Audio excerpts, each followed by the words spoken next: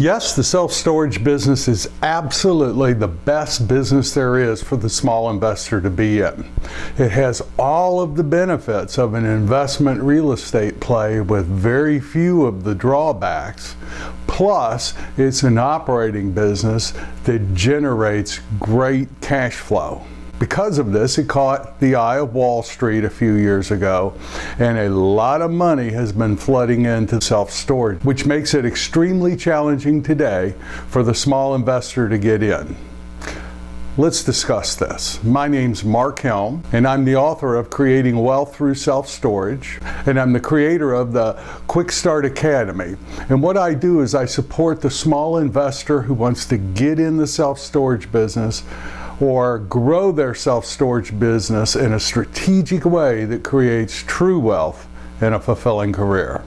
Because of all the money that's been flooding into the self-storage sector from the large publicly traded companies as well as many real estate funds, what's happened is the cap rates have gone very low, and that has caused the pricing to go very high, which makes it real challenging for the small investor like us to get in this sector. But yet we can, but it requires more specialized knowledge than ever before. It's becoming a very sophisticated industry, and it's becoming sophisticated fast. So when I'm working with someone that wants to get in the self-storage business, there is a lot of knowledge that needs to be in place before even the first offer is written. That's what I'd like to talk about today. The business of getting in the self-storage business requires some specialized knowledge. And I've broken it down into 6 or 7 key areas. My coaching is have these areas figured out, your strategy in place before you write your first offer. So let's talk about what these areas are. So the first one is the ability to find facilities.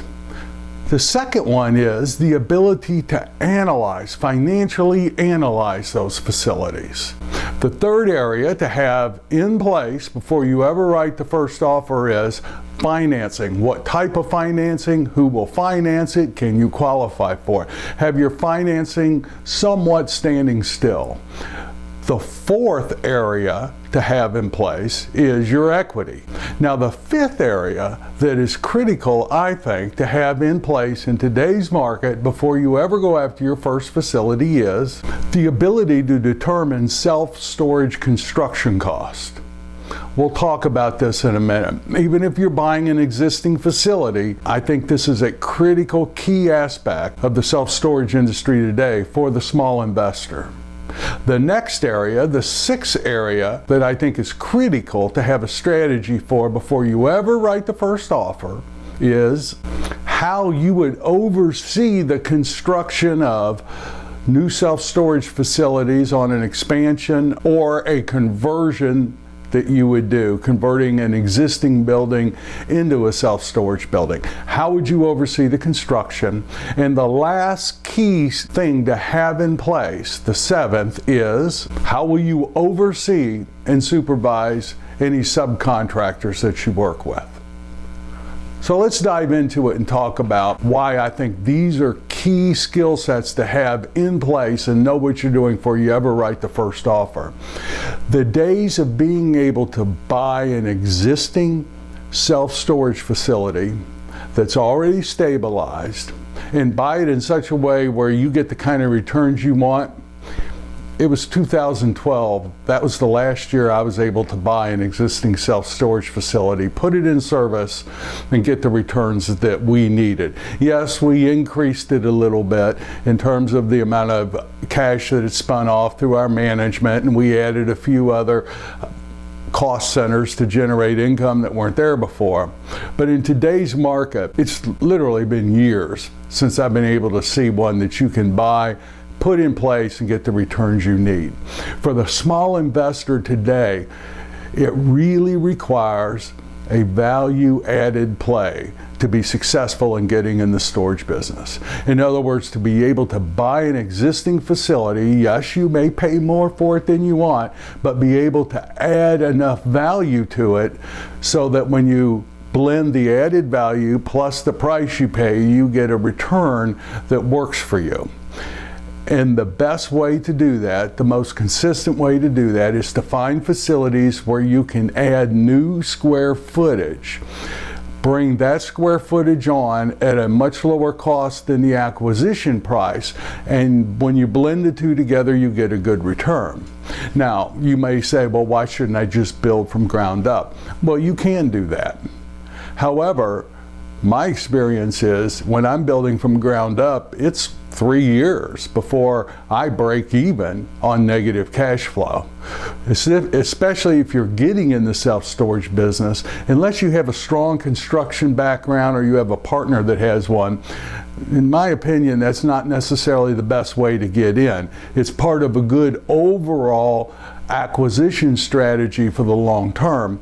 But I really think the very first play for most small investors is to do an expansion today, or even conceivably doing a conversion where you buy an existing building and convert it to self-storage. Why? Well, that conversion, you can start generating the income faster, and it's a much shorter time period in most cases before you hit your break-even point and start getting a positive cash flow. So let's look at all these key areas very briefly here.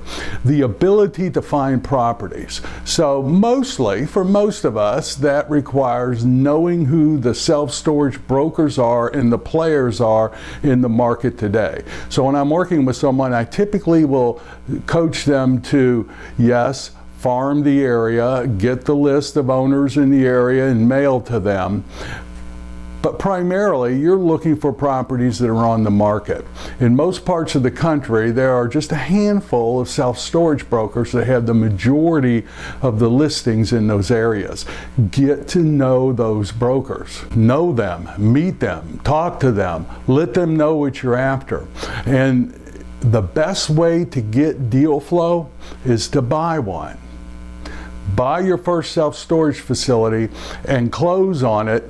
And I promise you, those brokers, you will know of all the deal flow going on in your market area. Why? Because you're a buyer. Think about the broker. The broker wants to look good to their clients. They want to sell the property. And if you help that broker achieve his goals, they will go out of your way to help you buy more property if that's what your desire is. Know the brokers, connect with them, and analyze every single property on the market in your market area, whether you buy it or not. So that's how you will find your deal flow in most cases. Now, the next area to get a handle on is how to financially analyze a project. It's never been more critical.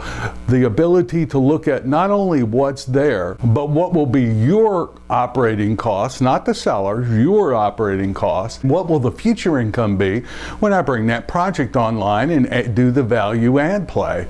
It's critical that you know what those income and expense numbers are most likely going to be, as well as the cost of adding the value. Why? Because that informs you what you can pay today for those future cash flows. The key to being successful today is to know how to project future cash flows, project them accurately, and be able to trust your numbers. That will inform you what you can pay today. The days of lowballing and trying to get self-storage facilities underpriced, those days are gone. The brokers today are very sophisticated. They shape the seller's expectations, and in most cases, the sellers will get 95 to 100% of their asking price if you're working with a good broker. And believe me, these storage brokers are good brokers. So the goal is literally to see how much you can pay and still get the returns you need. And to do that, you've got to know how to analyze a self-storage property. The good news is it's not hard. There's nowhere near the number of variables of any other type of real estate investment, such as apartments or retail or office especially. The amount of capital improvements that could affect your cash flow are minimal in self-storage. And the cost of adding new self-storage is not that hard to calculate. Now, the next area to have in place is your financing.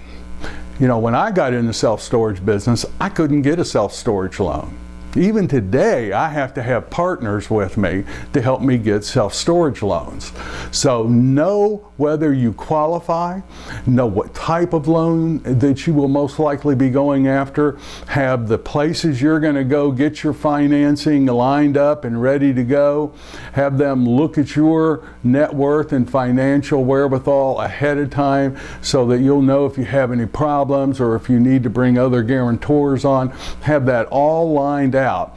Why? Well, because the due diligence period, again, good brokers, the due diligence period today is a very short time period, and you've got to be able to move fast in the due diligence period. Having the longest lead item of all the due diligence will be your financing, I promise you. Start that process before you write the offer. And then the next thing is the equity. Now, many of you have your own money, and that's great. When I got into the storage business, I didn't have my own money. I used to put the projects under contract, then go out and raise the equity that we were going to use with investors. I usually had 60 to 90 days to do that. We don't have that anymore. So if you're working with investors and are going to be raising capital for part of the acquisition, have those commitments in place, either soft or hard, but don't wait till the due diligence period or you won't be buying. Because what will happen is if you go for an extension, very often they won't give it. Why? Well, because there's someone else who will pay more than you were willing to pay, standing in line ready to go. I speak from experience. Have your equity lined up.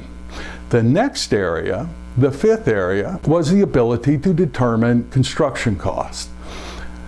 Now, I know many of you, myself included, are not builders. My wife laughs at me still to this day when we talk about being contractors and developers, because I have a hard time screwing in a light bulb. But yet, I know construction costs for self-storage. The good news is it is not that complicated. The ISS has all types of resources for you that will help you understand construction numbers. There are all types of publications. There's all types of contractors who specialize in self-storage. Know those numbers. Don't have to get to the point where you don't have to depend on someone else to figure out how much the rough cost is going to be for adding 20,000 more square feet of self-storage. And my coaching is learn all the numbers. Don't just throw a per square foot number at it. Know what makes up that per square foot number. Why? Well, because if you look at a particular opportunity and you notice that there might be more site work cost, or there might be more electrical cost to bring electricity in from another part of the site, you will know what makes up the construction numbers, and you will know how to adjust the per square foot number if that's your methodology for determining construction costs. Learn it. The good news is, again, this is self-storage. Steel wall, concrete floor. It's not that complicated. If I can learn them and feel comfortable with them, I promise you can. And the sixth area was, how will you oversee the construction? Now, my coaching is, don't just hire a GC and turn the project over to them. Why? Well, because that's a formula for taking something that might cost $35 a square foot and having it end up cost 45 or 50. Now, I'm not saying don't use general contractors, and I'm not saying don't use construction managers. We do. But know your numbers and be able to have input into especially what the storage system is that you're going to use. Don't let anyone stick build a self-storage expansion for you. There's all types of self-storage fabricators out there, and the cost of buying those systems is much less than a stick build, and it's more valuable. Buyers will pay more for a quality system when it comes time to sell than they will for something that's stick built, no matter how good looking it is. So know your numbers and have some input in how it gets constructed. That doesn't mean you need to be the GC or the construction manager, but never just turn your project over. Learn what's involved in self-storage construction. and determine how you're going to do that and what your cost is going to be. Why? Because you need those numbers as you do your preliminary analysis. Again, the good news, it's self-storage. It's not that complicated. And then the final area to have a handle on how you're going to do it is how to manage the very few subcontractors there are, like the erectors of the self-storage system, the electrician that needs to come in, plumbers, security, fencing. Will you manage those, or will you pay somebody to manage them? If you're going to pay, what's the cost of that? Because you've got to put that in your preliminary financial analysis.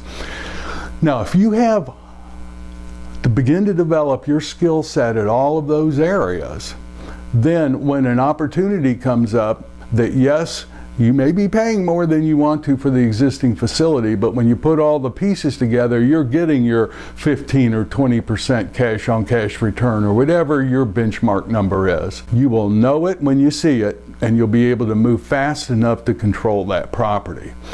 I work with people every day and all day who are very successful at doing this. There's no reason why you, coming into the self-storage business, can't be that successful. So thank you very much. My name's Mark Helm.